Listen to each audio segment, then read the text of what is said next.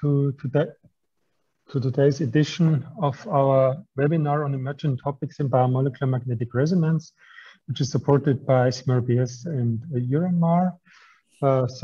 Please remember our policies, or try not to record, because anyway we will record and upload the lectures to YouTube. I also remind you of the early career researcher edition of the ICMRBS webinar. And if you, when you think about any questions, please type them into the Q&A or raise your hand, and then we unmute you and you can directly talk to the speaker. Today we have two fantastic speakers. The first one will be Franz Hagn from the Technical University Munich, and the second one will be Liliya Vugmeyster from the University of Colorado, Denver. With that, I hand over to Gerhard Wagner from Harvard Medical School, who agreed to introduce Franz Hagn. Gerhard. Thanks, Markus. It's a great pleasure to introduce Franz Hagn, who was a postdoc in my lab quite a while ago. Maybe interesting to hear how I met him first. It was actually on the ICMRBS meeting in San Diego, where I was sitting there between sessions, checking my email and so on. I sit somebody next to me, and I look at his name tag and thought it looks, sounds German. And I thought, are you from Germany? He says, yes, I'm Germany. Where in Germany are you from? From some part south of Munich, very south, and asked which place south of Munich, and said a very small village you may not know. And he said the village is Bruckmühl, and it realized this is exactly the same village where I grew up many years ago, a decade earlier. So quite funny. So we kept contact, and I followed his research, what he did with Horst Kessler, and worked on the spider silica protein and so. And then I got an application. He wanted to join me in my lab, and I was lucky to get him as a co-worker. He did fantastic on optimizing nanodiscs and other things. And without further ado, maybe on. Okay, thank you very much, Gerhard, for this very nice introduction. Seems like south of Bavaria is a good place for NMR spectroscopists. And Markus is very close, yeah? Exactly, yes. Within 15 kilometers or so. That's right. All right, so I just need to... Yeah, today I want to talk about the research we are doing in my lab, and this is focused on membrane proteins, as you can see here on the first slide. And we want to use NMR and study membrane proteins depicted here in the membrane. But of course, as you might imagine, membrane proteins are not easy to study in general. And it starts with the production, isotope labeling issues. You know, you want some expression host that allows for isotope labeling. You need a good membrane mimetic for the membrane proteins for them to be stable. And of course, in the end, you end up always with large complexes. Yeah, even if it's only the membrane mimetic that makes it huge. So not very good odds for using NMR to study these kind of proteins. And that's why I guess in general, it's a fruitful combination to study these kind of proteins is to you have to combine biochemical tools and solution state NMR, especially in times of cryo-EM and cryo-EM boosts. You want to find a good niche to apply NMR to actually better understand membrane protein function. And that's exactly our aim, our task, our aim in the lab, which we want to address with the various tools and also with different membrane protein systems. So today I want to briefly introduce the importance of membrane mimetics with some focus on what Gerhard already introduced, namely lipid nanodiscs, how to develop, how to optimize lipid nanodiscs to make them usable for solution state NMR. Then we came up with a quick and quite straightforward method to probe conformational states of a GPCR. And this is in particular important for stabilized GPCRs that are suitable for structural studies. They contain mutations, and you want to probe which of the GPCRs is actually suitable for, is actually functional in the end. And my last topic will be a recent study we just published on the structural transformation of a pore-forming protein called BAC that forms large pores in the mitochondrial membrane and induces apoptosis.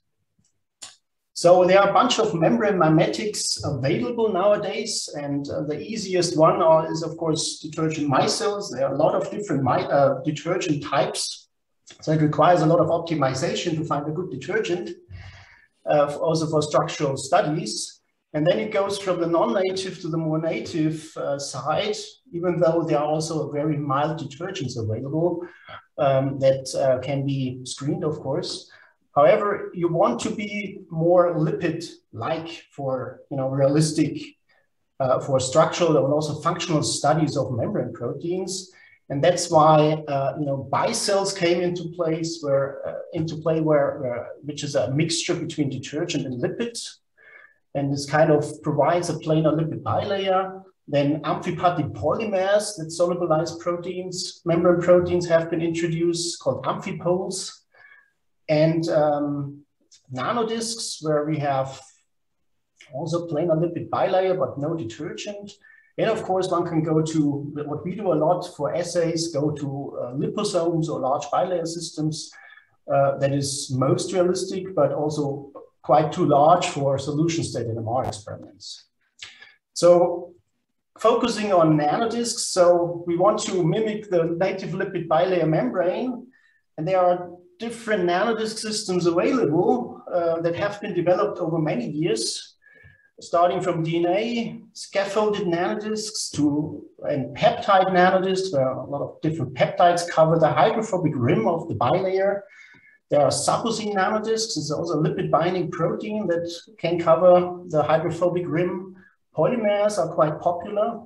SMA polymer nanodiscs is a huge area that is used for extraction of membrane proteins also.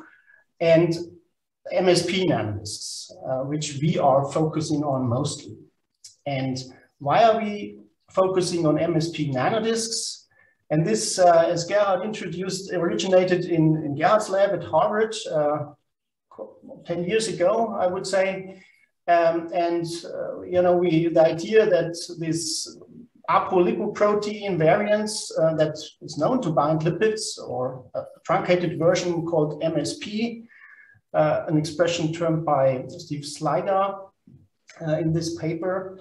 So this is a protein, 2 copies of a protein wrapping around a patch of bilayer, lipid bilayer. So, and the protein can be modified. It can be adapted. It can be, fused to fusion proteins. Cysteines can be added.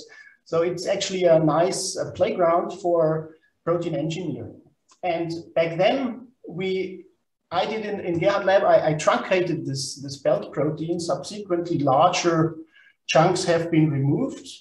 So the length of this scaffold protein gets smaller here subsequently, and what you get is subsequently smaller nanodiscs, as you can also see here.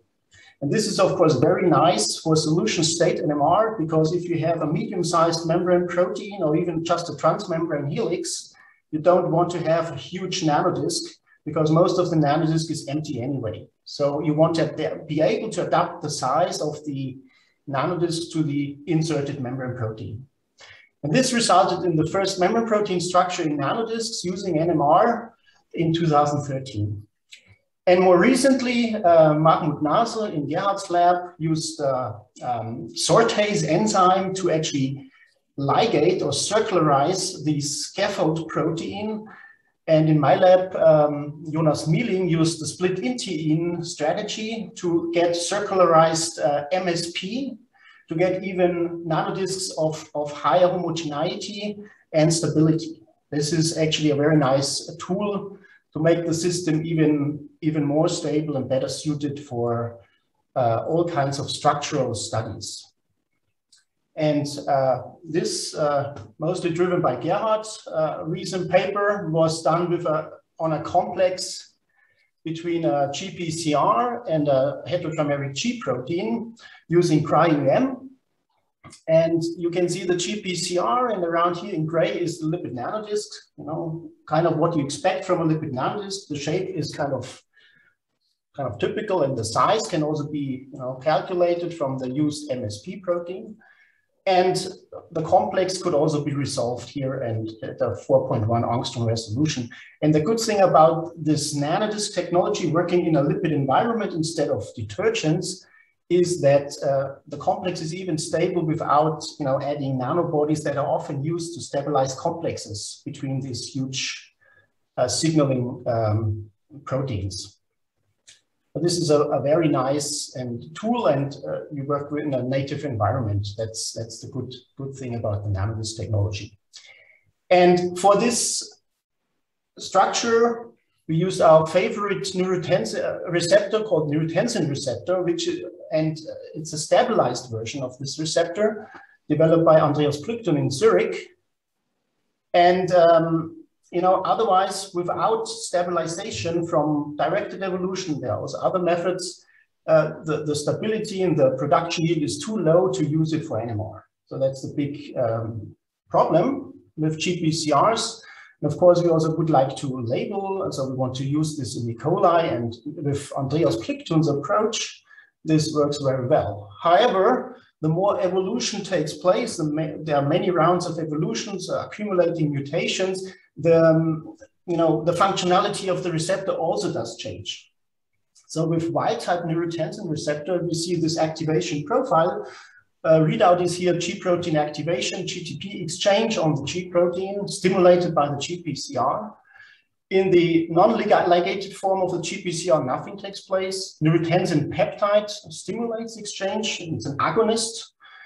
And the SR, it's an antagonist, is also basal activity, it's inhibiting exchange. That's what you want to have. And with this TM86V that was used for cryo-EM, you get a similar pattern, kind of. APO, the basal activity is quite low, and with neurotensin you can stimulate.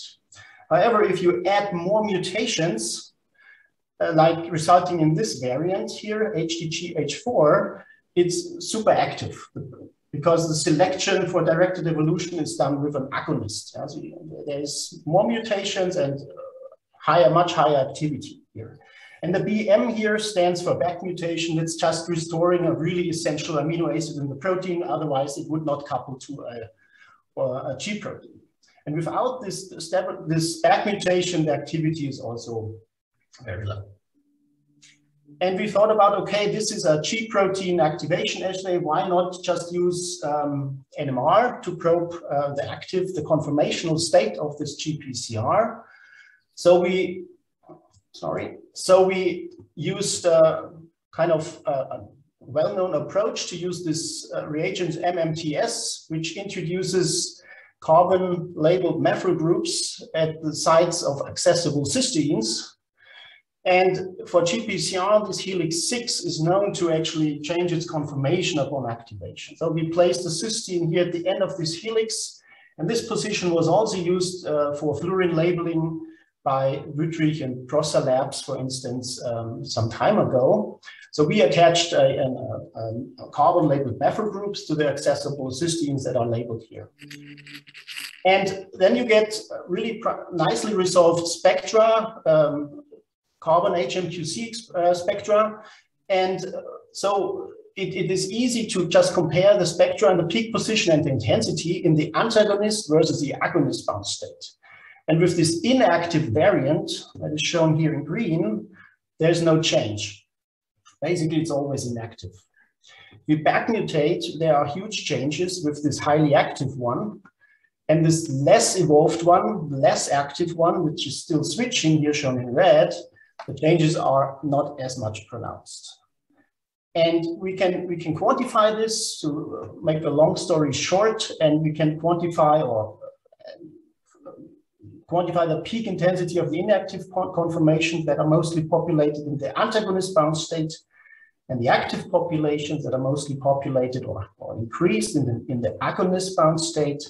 And we can actually get an activation profile for the basal activity shown in gray and the agonist dependent activity or conformational change of this receptor. And with that, we can actually nicely see that this very highly involved receptor is already quite active without with an antagonist bound, and is a bit more active with agonist bound.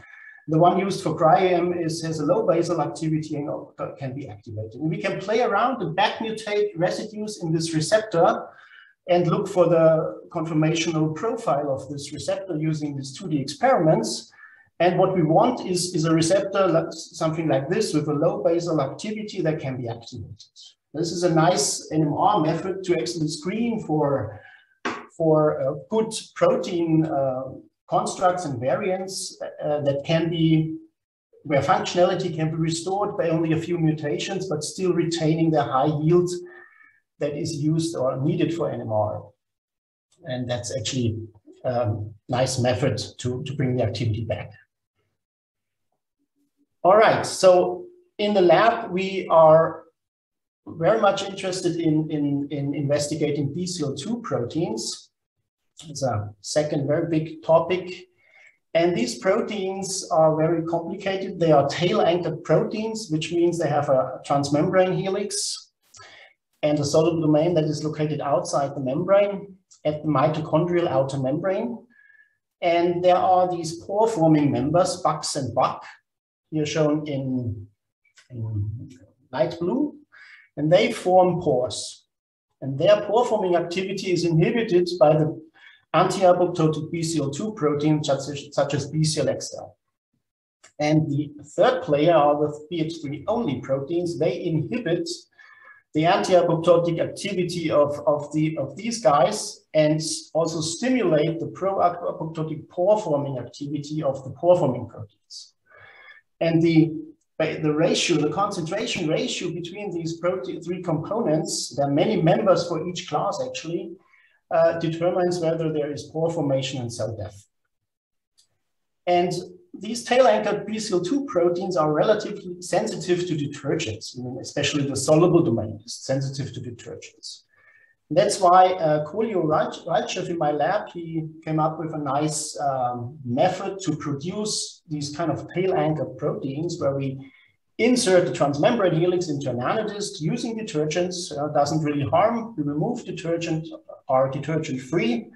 Then we use sortase A enzyme to ligate this soluble domain of BCL-XL in that case to the transmembrane helix, and we get full-length protein attached to a nanodisc. And with this setup, you can also do segmental labeling, which is nice. So in the full-length context, we just label the transmembrane helix, assign the transmembrane helix, and can also calculate the structure of the transmembrane helix in the full-length context. And do the other way around with the soluble domain, where the soluble domain is isotope labeled and the transmembrane helix not. And with such an approach, we can actually obtain structural models, structural data on these membrane-attached proteins in a full-length context attached to a real lipid bilayer membrane. And these anti-apoptotic BCL2 proteins, they are kind of attached to the membrane surface, but they don't insert into the membrane because they don't form pores. It's more complicated with the pro-apoptotic members, Bucks and Buck. So we, Laura Sperl in my lab, investigated the Buck protein and how this actually goes from a membrane-attached position into the integral membrane pore state. So first of all, of course, it's good to have assays. So she established, she conducted an established assay where these proteins are actually bound to the liposome surface, and Buck at 50 nanomolar concentration doesn't do anything. It needs activation by these BH3-only proteins, and then you see nice pore formation here shown in blue.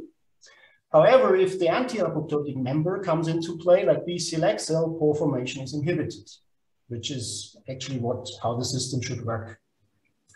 Now, for structural studies, The problem is with this BAC system, if you ramp up the concentration from 50 nanomolar to as low as 1 micromolar, there is massive outer activation because the pore is composed of an oligomer, large oligomer of BAC. So if you increase the concentration, we get this membrane insertion, pore formation right away without activation by these CPIT or BH3 proteins. So our idea here was, because we wanted to stabilize this outside membrane attached position and then selectively induce pore formation or membrane incorporation with NMR at high concentrations of 100 to 200 micromolar. And nanodiscs are quite nice for this because this pore formation involves oligomerization. If we basically trap BAC monomers on the nanodisc surface, which is relatively small compared to liposomes, we can isolate monomers and hinder, or at least make it more difficult for the protein to oligomerize. And with that, we also determined the structure of the BAC transmembrane helix, got assignments and structure of the helix, which looks surprisingly similar or in sequence as the BCL-XL transmembrane helix. Sequence conservation is quite high. So it's a nice and stable membrane anchor, mostly. And then with the soluble domain, we could actually refine our construct we were using with RDCs and come up with a model of how this looks in the full-length context attached to the membrane. All right, and looking at the soluble domain, this is the spectrum without the membrane in blue. And once we add nanodiscs, we don't see huge changes. There are a couple of peaks coming up. I'll explain in a minute, but the overall dispersion, everything stays the same in nanodiscs.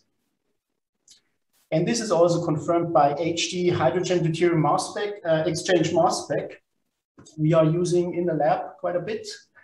And the protected region of BAC is right where the transmembrane helix here at the C terminus is basically attaching the protein to the membrane. So this is the site that is protected if BAC is actually attached to the membrane surface. So quite consistent with the model we had using NMR and molecular dynamics simulations. So, but the nice thing here is we can go from this membrane attached state by adding an activator, bit BH3 peptide, and activate the protein in nanodiscs. And this changes the spectrum dramatically, as you can see here. So we have really low chemical shift dispersion here in the activated species as compared to the nicely folded dormant non-activated species. And if you do that with BAC soluble domain just in solution without the membrane present, this has been published and there has been a complex structure published.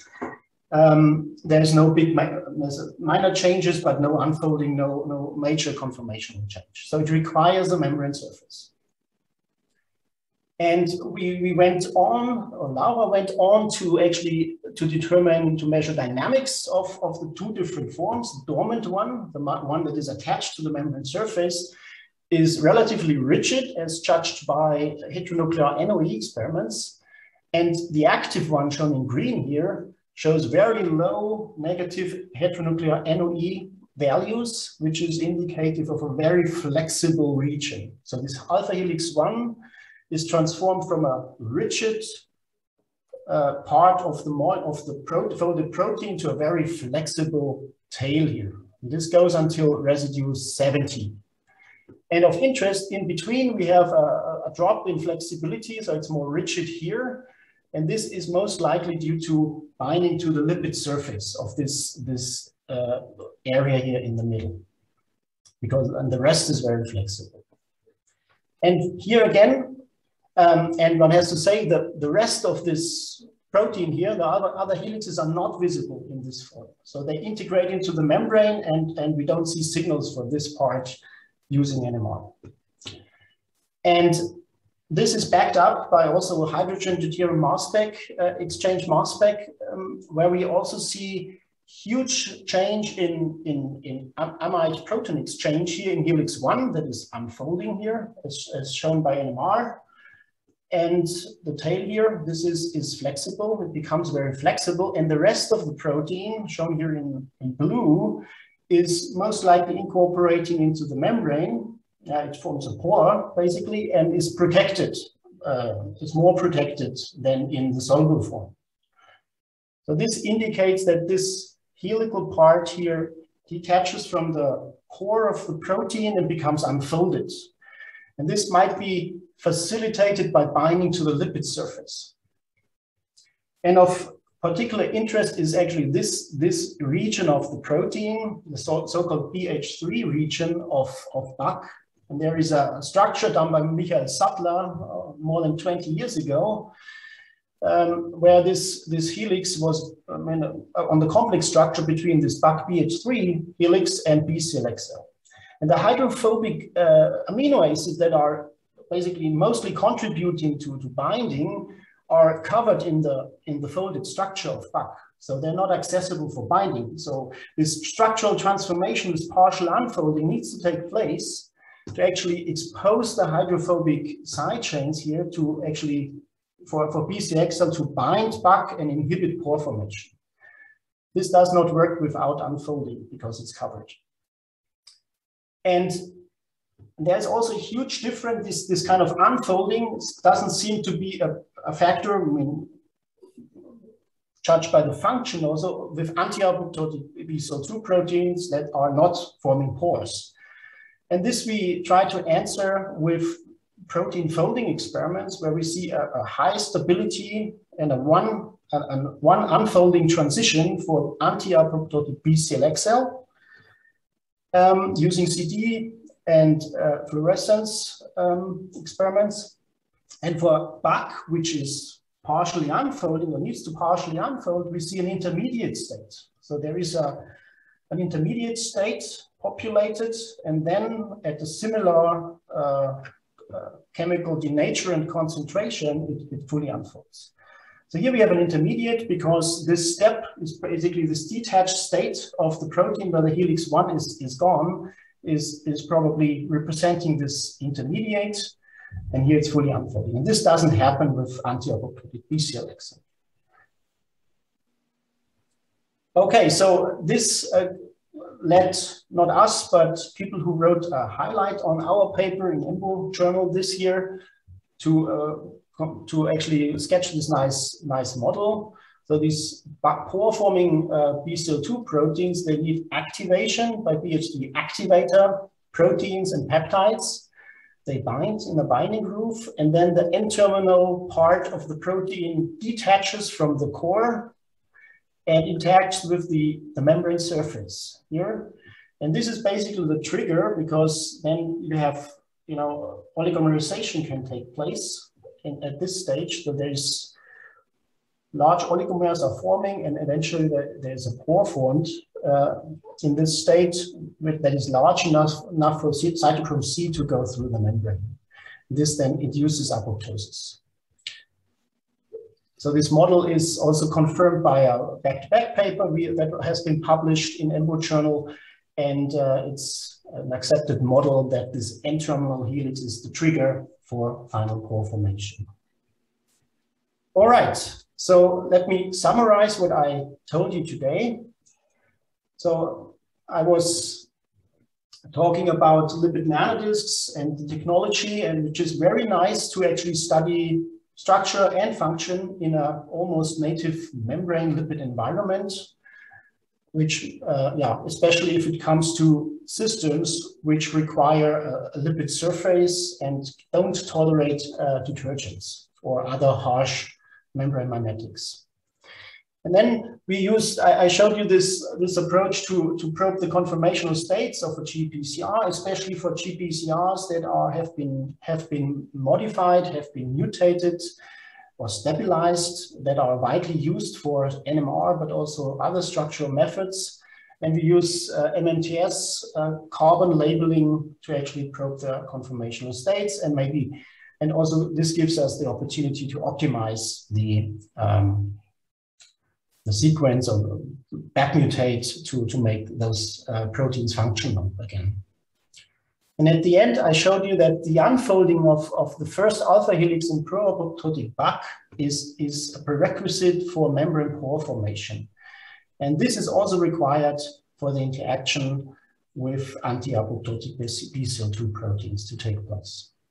In the end, the overall topic of my research, my lab, is use NMR, mostly NMR, to probe dynamics, structural transformations of membrane proteins in a native environment. To use NMR or utilize NMR to actually get these features that cannot be obtained by other methods.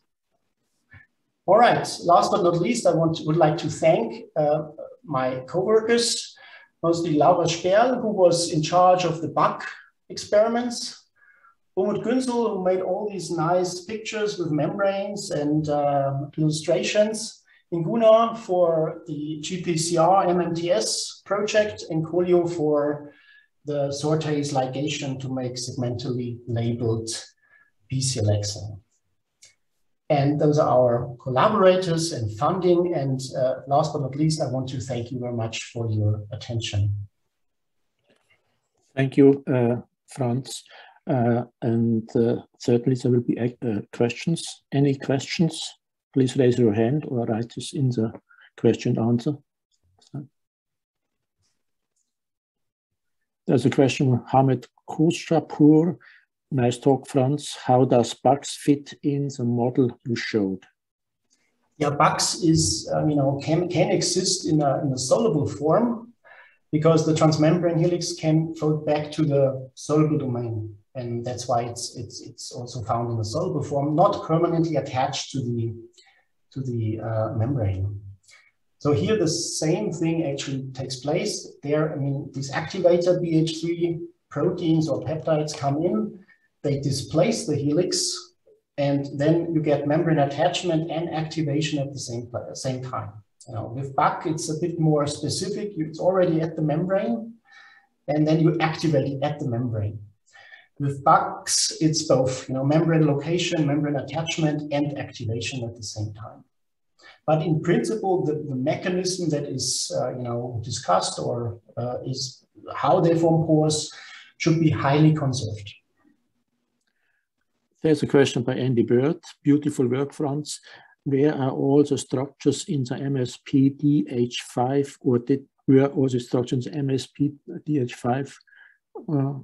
Or did you use different sizes for different systems? And did you use circularized or regular nanodiscs? As a starter, we always use linear nanodiscs because it's just easier to produce, and everything is just a good start, and everybody can easily do it. And we usually, for these kind of smaller systems, we actually use delta H5 MSP nanodiscs.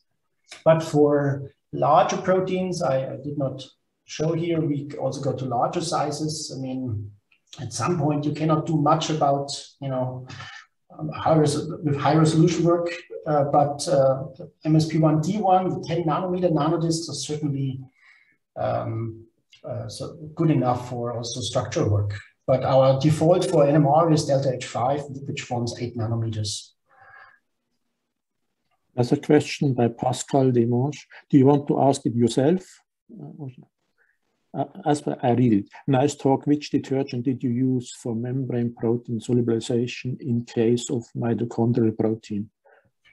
Actually, since we have this split into transmembrane helix and the soluble domain, we go rather harsh with the helix because that tolerates quite harsh detergents. Usually we use DPC to solubilize it in the first place and then remove it, of course, for during nanodisc assembly. So for the transmembrane helix, you always need a harsher detergent. Otherwise, they're not behaving very well and you cannot really nicely solubilize them. But for integral membrane proteins, we also use DDM and other milder detergents, depending on the system. Question by Chinmay Prasanna. Fantastic talk. Maybe I missed what's the size of the transmembrane and soluble domains? Yeah, of the, let's say, the bug system, the size, I mean, transmembrane helix around 25 to 30 residues in length. And the solar domain are usually 20 kilodaltons, 25, something like that. Yeah. I have a question about the oligomerization state of the back pore. How many oligomers are in there? Is it known? And would a pore fit in a nanodisk? And what size of nanodisk would you need? Yeah, this is a very good question, because I guess what is considered in the field is that this pore is growing in size. The more protein you feed in, the bigger the pore gets. So yeah, could be a good application for nanodiscs, especially for circularized nanodiscs, to actually trap some medium-sized oligomeric pore in the end. But it can be quite heterogeneous, the pore itself, because it's certainly not just one size. It's dynamic. I remember there was a publication by Kalle Gehring who proposed something about the pore. Can you comment on this? Do you remember? About the pore state or the oligomeric state of, I think, bark, but I'm not quite sure. I mean, he solved the structure with, I guess, zinc bound, and then it something like this. But this was basically a dimer of folded domains. And what I guess actually needs to happen is this unfolding, and there have been many structures now with this core helices, they call it, where the terminal helices are chopped off, and this forms dimers, very stable interleaf dimers, and those are the elements that basically decorate this pore in the end. That's the model right now. There have been new structures with this minimum construct that is right away oligomerizing. The crystal structure is also in presence of lipids, and you can see the lipids bound to one phase, which is more hydrophobic. So this is kind of the model that is most reasonable, that this core is oligomerizing, and the rest is just kind of floppy outside. Okay, I see no more questions. Then let's. Marcus, I guess, has one. Do you? Mark? Yeah, if I may. Then I close the Q&A. So I was just wondering if you would like to comment on, let's say, advantages and disadvantages of the nanodisc versus the bicell approach. I mean, the bicell approach has the big advantage that, it's not as restrained. You can, let's say, if you get oligomers and you want to, stabilize these oligomers, they don't break up the nanodisc. This is maybe an advantage, but the disadvantage certainly is that you still have detergent in the whole system. And a lot of proteins, of course, tolerate this mix, depending on the detergent that is being used. But many, like the BCL2 proteins, I would be very skeptical that the commonly used detergents that you can use for bicell preparation would not unfold the soluble domain. So it's more about screening a bit, but yeah, I would always screen with detergent. I mean, it can be done with NMR. And if the detergent is tolerated, I mean, bicells are still okay. Yeah? Okay, thank you. No more questions, and thank you very much, Franz. Very interesting talk. Thank you very much. It was nice to listen to it. Okay. So it's a pleasure to introduce Liliya Vugmeyster, our second speaker today. Liliya was a graduate student with Dan Raleigh at State University of New York, Stony Brook, and one day started showing up in my lab, having taken the train in from Long Island to show us NMR data she had collected. And in the end of our interaction during her graduate career, as you can see here, she wrote 3 first author papers on really outstanding topics in protein dynamics. She is, I think, I don't think I'll ever have a student who is not actually a student in my group publish 3 first author papers with me. It reflects, I think, how much drive Liliya has as a scientist. And certainly, I've never known a student who understood so well from the beginning of their graduate career what they were interested in and what they needed to learn in order to drive their future career. In addition to these papers, she published other papers on protein folding and stability with Dan Raleigh as part of her PhD thesis.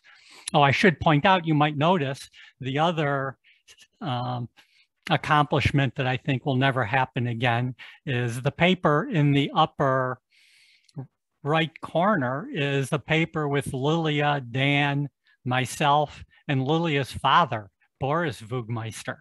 And I don't think I'll ever again have a paper with a student and one of their parents. Anyhow, Liliya graduated in 2001, moved to Europe as a postdoc with Jeffrey Bodenhausen, and worked on cross-correlated relaxation experiments and theory there, then moved back to Judy Hirschfeld's group at Brandeis for a second postdoc before moving to the University of Alaska at Anchorage in 2006 as an assistant professor. She spent roughly a decade in Alaska before moving to University of Colorado at Denver, where she's currently associate professor. Now, I think you'll see in the talk today that her focus on protein dynamics through a combination of deep theory and really difficult experiments that was part of her repertoire as a beginning graduate student has continued throughout her career. So with that, Liliya, I welcome you to give your talk. It's great that you can join us today.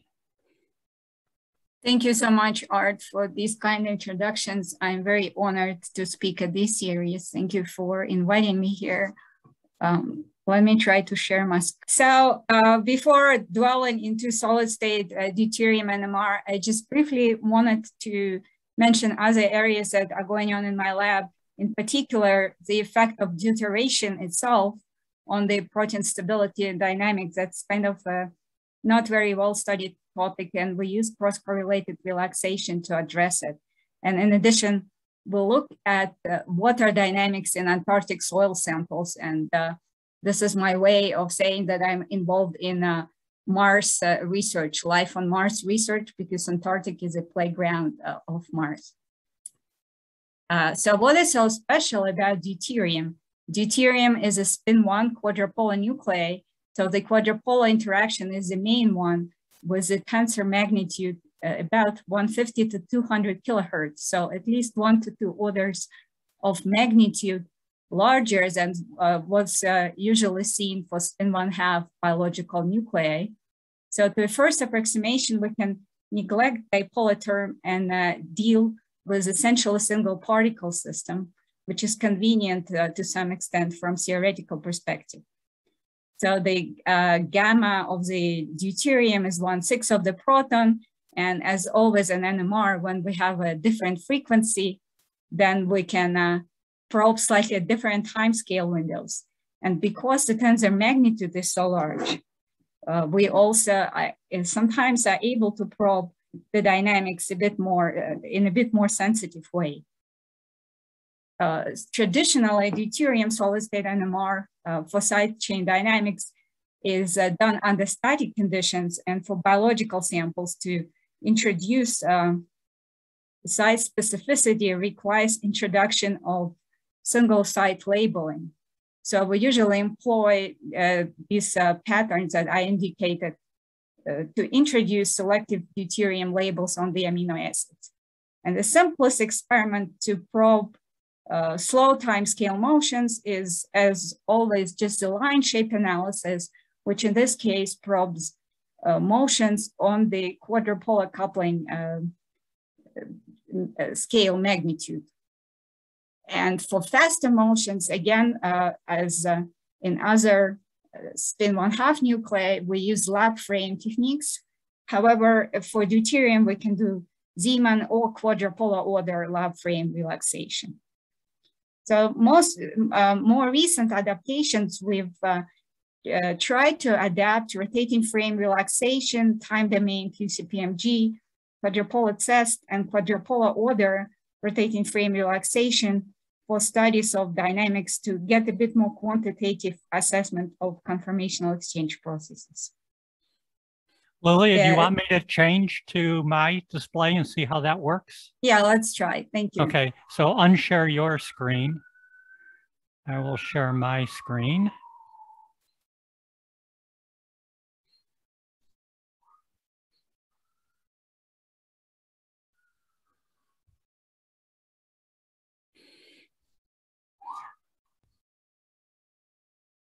Black boxes or no black boxes? Oh, that's fine, yes. Okay, so just tell me where to stop. Yeah, next slide, please. Yeah, thank you. So in this talk, I will show applications of these techniques to dynamics in amyloid beta 140 fibrils. Sorry. Yeah. And these are known to be non-soluble and non-crystallizable aggregates. And in this sense, they are ideally suited for this introduction of single-site labeling and using deuterium solid-state NMR for studies of the dynamics. The fibrils possessed a structured hydrophobic core and the disordered N-terminal domain. And in this talk, I will mostly focus on the disordered domain.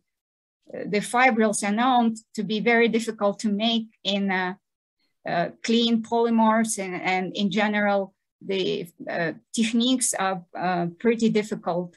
And it's been a huge learning curve for us to learn how to make them properly. And I'm very grateful to Rob Tika, who has shown me his protocols to get started on these preparations.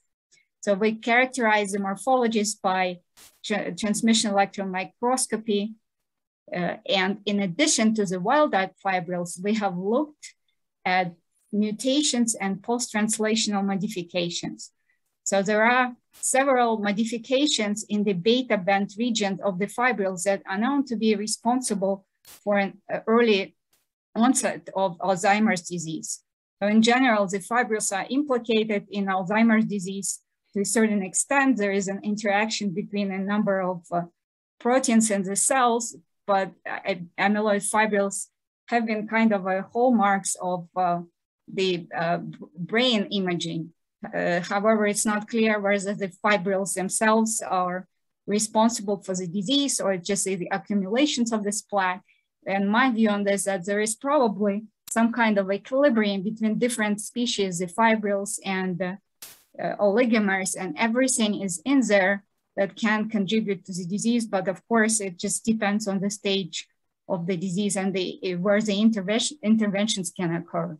But for now, we're just looking at the dynamics of these fibrils and basically trying to assess whether these modifications possess different dynamics or not. So the post-translational modifications occur after the expressions, obviously, and they have been recently implicated to cause more aggressive polymorphs in terms of the kinetics of aggregation and cellular toxicity and so on. So we've chosen a number of these post-translational modifications in the N-terminal domain. Additionally, we have looked at the metal ions, in particular the zinc ions, that change the polymorphs and make the aggregates not fibrillar, but more amorphous. Next slide, please. So the simplest experiment that we have started with is the line shape analysis. And right now, what I will focus on is the wild type of A beta 140 fibrils, in which we introduce site-specific labels at these residues that are listed, and the fibrils morphology in the threefold symmetric polymorphs that the structure has been solved by Tika's lab. And so these are physiological temperature line shapes in the dry, meaning lyophilized state, and the hydrated state. And what we immediately see is that the hydration introduces extreme line narrowing for all of these sites. And so it's immediately apparent that there are some kind of large-scale rearrangements going on in the N-terminal domain upon the hydration.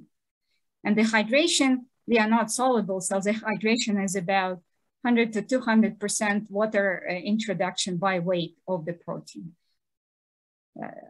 Next slide, please. The next experiment that we do, and I show an example for one of the residues, will lower the temperature. And so this is where the solid state comes in handy. We lower it from physiological temperature to 250 Kelvin or so. And not surprisingly, we see the broadening of the lines indicating the freezing of the dynamics. However, what's interesting here is that we observe two fractions. So one is narrow and one is wide. And we can determine the population of these fractions by line shape decomposition. But the question arises whether these fractions are just due to inhomogeneous preparations or different structures coexisting, or whether there is a dynamic exchange between possibly different conformational states of the fibrils. Next slide, please. And so what I'm going to show you is the model based on these newer adaptations of relaxation dispersion and CESS measurements, that there is indeed a conformational exchange between the two states of the N-terminal domain. So we model it first as a simple two-side exchange, where there is a free form of the N-terminal domain in which the domain undergoes large-scale, somewhat collective rearrangements that we approximate as an isotropic diffusion. Obviously, it's a huge approximation. And then there is a bound state in which these large-scale motions are quenched, presumably due to intra or intermolecular interaction with the structured core. And we don't know what they are because we don't probe the structural features yet. So based on the line shapes, we can fit the fraction bound and the diffusion coefficients. And what we can see that the fraction bound increases along the N-terminal sequence, and the diffusion coefficients decreasing, indicating that along the N-terminal sequence, there is a progressive freezing of the dynamics.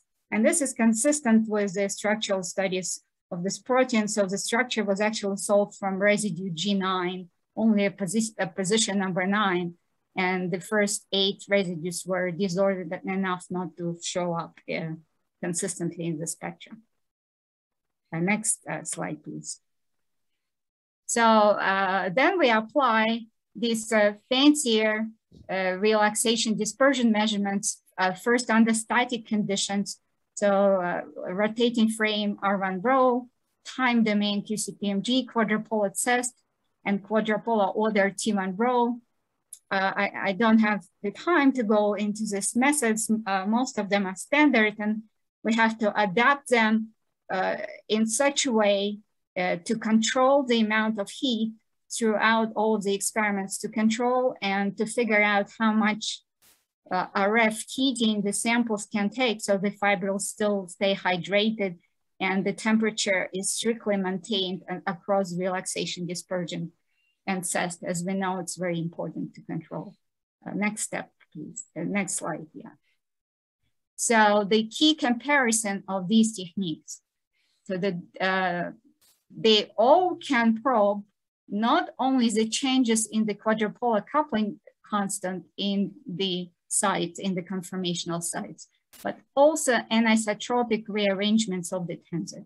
So here I'm showing a basic two-state exchange model where in general you can have different values of C-cool, but because of the tensor reorientation, the quadrupolar frequency can be changed due to anisotropic reorientations. And so this is a very important difference for the quadrupolar interaction that becomes probably the main contribution. So all of the techniques probe slightly different time scales. I've outlined the approximate ranges of time scales, the slow motional regime, and they can be switched or they can be different depending on the motional regime with respect to the effective field and the jump angles and the amplitudes of motions and so on. So in terms of the applications to hydrated fibrils, it's important to note that the quadrupolar CESS takes a low RF field, so it can be done 1 to 4 kilohertz RF. For deuterium, this is low. And quadrupolar order, the rotating frame relaxation takes a relatively low RF. versus the on resonance R1 row would take a larger rep because we need larger spin locking fields to lock deuterium nuclei. Next slide, please. So here is an example of this type of data showing for selected sites in the N-terminal domain. So the upper graph is a time domain QCPMG, in which we'll look at the relaxation dispersion as a function of pulse spacing. And the bottom graph is an on resonance relaxation dispersion in the rotating frame T1 row. So you can see it takes the field, in this case, from about 7 to 20 kilohertz. And the graph on the right is an example of quadrupole CEST at the most mobile A2 site labeled as the methyl group. This is a profile. So in CEST, as usual, we scan as a function of off-resonance offset. So the saturation field is fixed here at a very low value of 1.3 kilohertz. The offset range, as you can see, is very broad, from -50 to +50.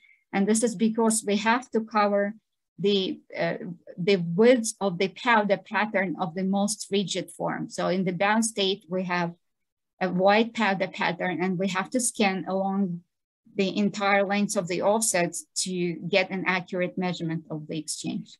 Next slide, please. So we were able to get the quadrupolar CPMG and R1 row measurements and fit them to the model of the exchange. What we know that, however, is that we could not reconcile them with a single value of the conformational exchange and the diffusion coefficient. So they probed slightly different modes, and they suggested that the N-terminal domain has at least 2 free states, and these free states are in exchange with a single bound state. So we did first 3 state fits. And then when we included quadrupolar CEST, then we indeed saw some evidence for a continuum of the states. So it seemed like the complexity of the fibrils is reflected in these measurements in a number of free states of the N-terminal domain. And here I would like to bring a parallel of this model to the one that was determined by solution NMR for monomeric A-beta binding to surface of protofibrils by DEST. So this was published earlier, and they also had similar models within multiple free states. Next slide, please. So then we applied some of these measurements, the line shape analysis, the freezing curves, the R1 row, and QCPMG at 2 selected sites of the N-terminal domain for the beta band mutants and post-translational modifications and Bink aggregates that I've introduced earlier. What we wanted to see is whether there is a change in mobility in the N-terminal domain, depending on the modification. And the bar graph on the bottom shows this phenomenological mobility indices that collectively represent the extent of mobility as probed on these 2 sites. So the pattern is complex, but what's clear is that the mobility is definitely modified depending on the variant. Next slide, please. So in the remainder of my talk, I want to talk about extensions of these approaches to magic angle spinning conditions. So I don't need to convince this audience that we need mass if we want to work with multiply labeled samples for site-specific resolution and so on. But also we wanted to see, are there any further insights into conformational exchange under mass that are perhaps not as visible under static conditions. So I would like to start with the basics and show this is a rotating frame Hamiltonian. The main interaction that is left is a quadrupolar interaction, as well as the RF terms that can be off resonance in principle. And the quadrupolar coupling frequency in terms of the time evolution is now modified in 2 different ways. So we have a coherent evolution due to mass and incoherent evolution due to motions. Now, so far this is similar to spin 1/2 nuclei, and so on. So what's different for deuterium is that the basis forms 8 coherences. So we have to consider interconversion between 8 base coherences. What's also interesting that spin 1 has the same symmetry as 2 spin 1/2 homonuclear case. And so when we start to examine the rotary resonance pattern, in addition to integer condition of rotary resonances, so here we are matching a resonance offset to mass. In addition to the integer condition, we have the half integer condition, which is a Horror condition, similar to the homonuclear case. And another important point that I will briefly refer at the end as well is that for deuterium with large quadrupolar coupling constant and undergoing large-scale rearrangement, in general, it's not clear whether the full Liouvillean treatment is adequate, the full analytical Redfield approach is adequate, and rather one needs to do the integration of the Liouvillean-von-Neumann equation. Next slide, please. So here, first we started with the model 2-site exchange profiles for CEST. Here we'll look at methyl groups. So I fixed the values of this quadrupolar coupling constant, and we are only looking at the anisotropic tensor reorientation. The profiles, and again, this is a function of offset, are very dependent on the exchange rate, the 2-site exchange. All of the rotary resonances are visible. So here is an arbitrarily chosen mass rate of 30 kilohertz. We have the integer and half integer resonances visible. What is also very interesting is that the resonances are modified in the presence of the exchange. We have the widening and changes in the intensity of the resonances. So this is similar to the NERD, so-called near rotary resonance conditions reported for spin 1/2 nuclei. Next slide, please. So here are the examples of the CEST profiles under mass for a beta-140 fibrils at 2 different mass rates, 10 kilohertz and 25 kilohertz. They're clearly sensitive to the choice of this saturation time. We were able to scan the rotary resonances. The half rotary resonances are very narrow and kind of hard to catch. What I want to focus on is the additional insight from the mass that was not perhaps that evident under the static case. So we could match the parameters pretty well that we obtained in the static case to the mass case, so this was a good control. But the additional insight, what we try to do, what is going to happen if we just simulate the width of the profiles with the diffusion alone, ignoring the exchange. And so the green line is the simulations in the presence of the diffusion mode alone, no exchange. We can roughly match the width of the profile, but all of the rotary resonances are gone compared to the experimental data. So the reintroduction of exchange keeps the rotary resonances similar to what we see in the data. So the mere presence of these rotary resonances in the experimental data further confirms the presence of the conformational exchange in the N-terminal domain of the fibrils. Next slide, please. Okay, and so I don't have the time to go into the details. We further adapted the theory and the approaches into the on-resonance R1 row, and we're starting on the off-resonance R1 row under mass. This theory is similar. Art, please skip through 2 slides. Yeah, so before I show the data on the fibrils, what I want to mention that it is extremely important to include the effect of RF inhomogeneity, both to CEST and R1 row, especially under mass. For these mass probes, the profiles need to be included into the simulation. So we measured them directly on the deuterium and included into the simulation. Next slide, please.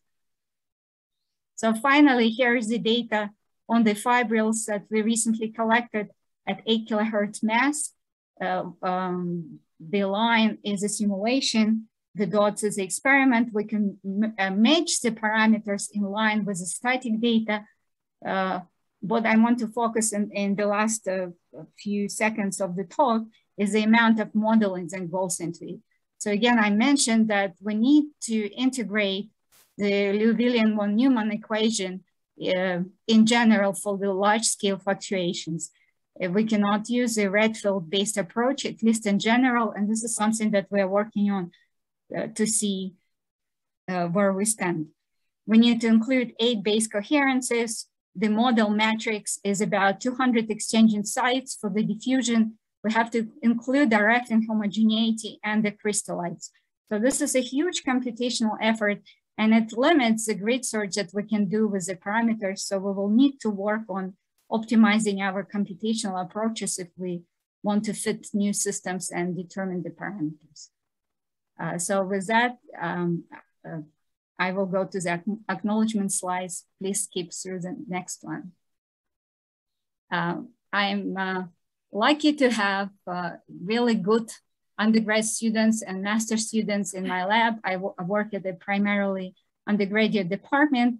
Faye Au and Isaac Falconer dedicated their time and energy preparing these fibrils, figuring out the preparation and TM analysis and learning NMR.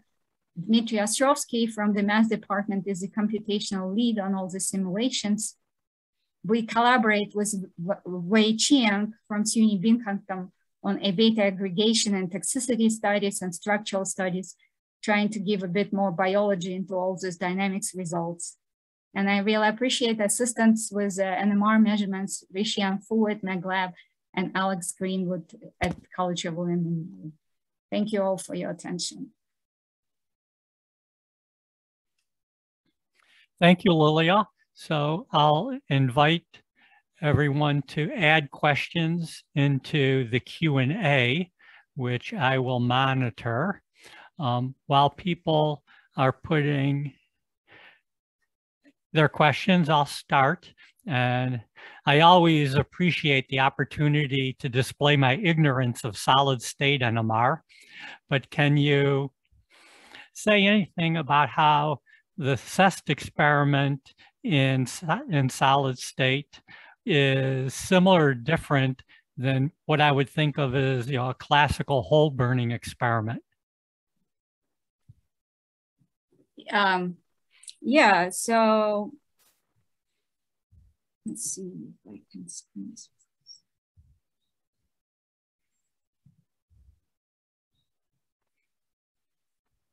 It is somewhat similar to the classical hole burning experiment. However, the RF field is moved. So, I mean, you could consider it a kind of a weighted average of the hole burning experiment when you scan through the all sites.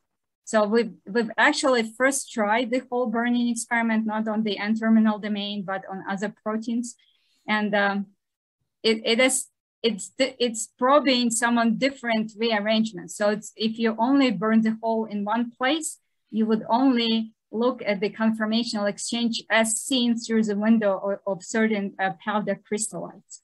Versus if you scan through the whole thing, you kind of get a weighted average, including all of the possible states. So then it becomes, the hole burning is much easier to simulate. This one is harder to simulate. So it increases your window of frequencies. I see Christian has his hand up. Yeah, but now there are questions in the questions and answers, so I give them priority and okay, in potentially the informal session then. No all right. So Andy Bird, very nice. The mixed line shapes and the static spectra and multiple components reminds me of way back in my career. That would be BC, I think, Andy, where we looked at transitions between phases in lipid membranes, and second moment analysis was able to reveal these effects. Would this be beneficial in your analyses, or is the line shape simulation sufficient or required? In principle, the moment analysis could also be applied to the mass data. Good luck with that, Liliya. So I think that the moment analysis can show most of these features, but I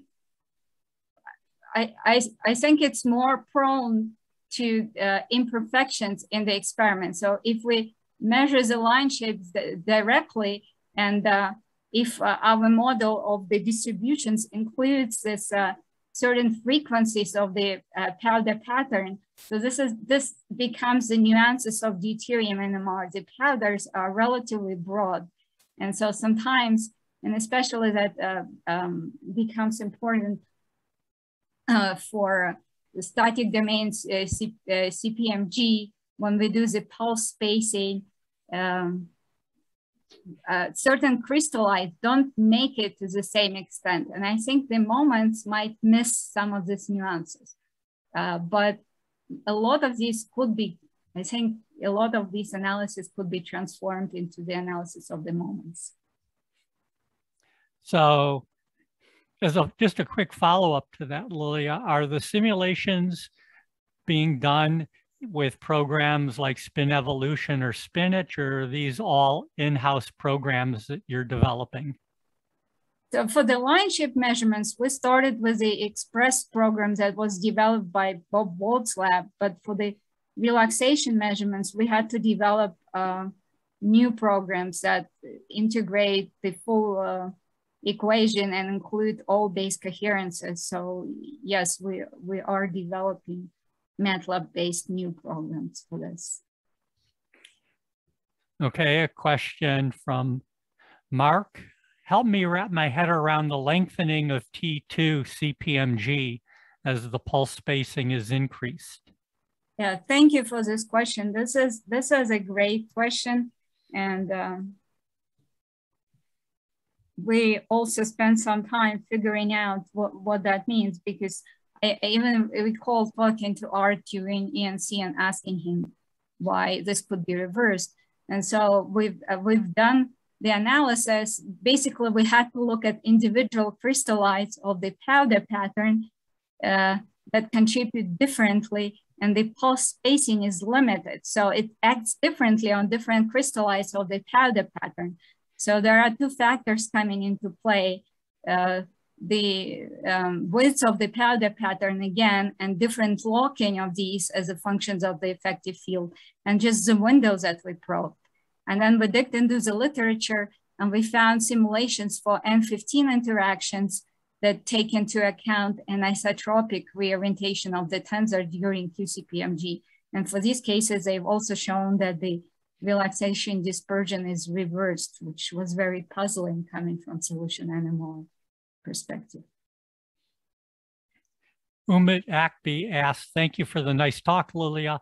Can you comment on the deuterium RF requirements for the relaxation type solid state MES experiments in general?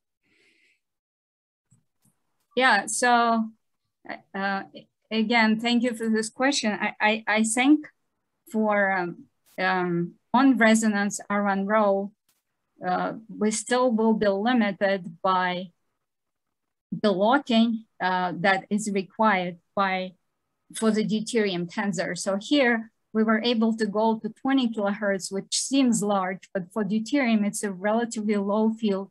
And the reason why we were able to do that is because the majority of the line shape is in this narrowed fraction. If you have methyl groups, it's 55 kilohertz tensor. So, however, so the RF requirements in this respect are pretty large for the on-resonance R1 row.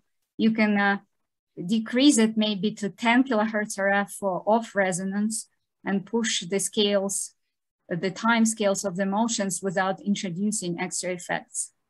However, one thing that I wanted to mention, so in terms of equipment development for deuterium, it will be extremely beneficial to go to higher mass, like mass even around 200 kilohertz for deuterium. It will be easier to bring the requirements of the RF down. And from the theoretical perspective, it seems like in this case, we could push the analytical approach to a wider range of conditions. So the RF requirements are somewhat interdispersed by how fast mass you can spin. So Berendreich asks, very interesting talk. Do you see differences in dynamics in the N-terminus of A beta for different post-translational modifications? Can you relate this difference to potential steric contacts between the N-terminus and the core of the fibrils? Thank you, Bert, for this question. In some cases, we can relate, especially for, let me try to scan that. For the phosphorylated serine, the structure has been solved and there are more steric contacts. And so it seems to align with that tighter structure, the reduction of the mobility. For some of them, we cannot, but just looking at the morphology, for example, for the delta E3, for the truncation mutant, the fibrils are shorter on the TM. So the mobility somewhat correlates with the morphologies as well. But the patterns are complex in terms of the structure versus dynamics, and especially structure dynamics versus aggregation or toxicity. So I would not claim that we have a good correlation between the dynamics and biology at this point. And in the same vein, Thomas Schmidt asks, in the fiber of A beta, is it possible that the N-terminal tail is switching between fiber register, therefore interacting with the sheet below it?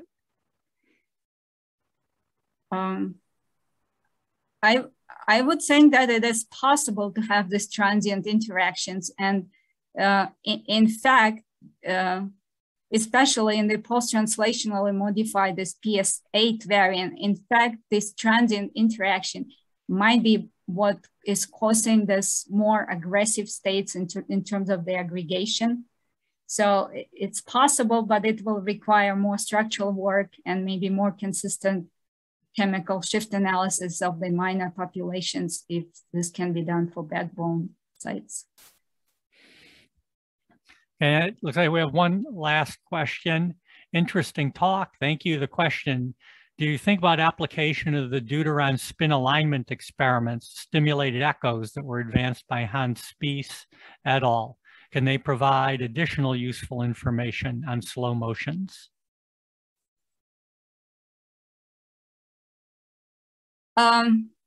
Yeah, I think they could provide additional information,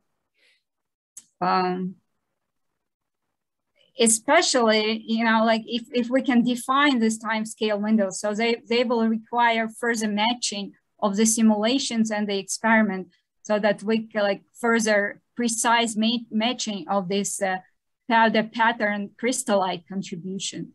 So that seems to be something that's always very important in deuterium. If you do the new experiment, then you have to analyze, are you taking into account all of your differential powder crystallites contribution into that? So the success of every new technique adapted will depend on how well we can match the simulation. This at least seems to be the case in our work. And Christian, do you want to ask your question now? Yes. Or should? Yeah, thank you very much, Art. My question is in principle, I mean, you looked at the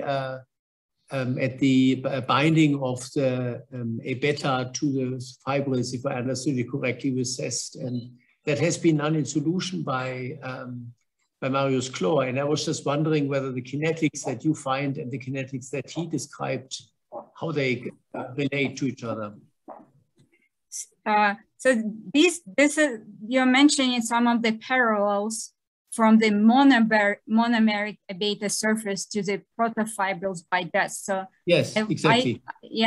So I have not correlated the kinetic rate constants. I would assume that the rates would be very different, solution versus solid state, and monomers versus the fibrils. However, I think the models, like it's interesting that the models themselves are similar. So we could push this parallel further, because it's possible that for the monomeric beta, binding to the surface, it's still driven by similar N-terminal domain ensemble, whether it's in the fibrils or whether it's monomeric, maybe the ensembles are similar. I wouldn't expect the rate constants themselves to be exactly the same in these cases. Okay, I mean, of course, corrected for the concentrations, which probably in your samples are higher, at least from the regarding the monomer, right? Right. Yeah. It's not only the concentration, but the packing of the fibrils. So they would be the intermolecular surrounding in the fibrils could be somewhat different from monomeric versus the surface of the protofibrils. Okay. It will be interesting to see if it's retained, but I'm not sure that would be the case. Okay. Thank you much. So thank you very much, Liliya.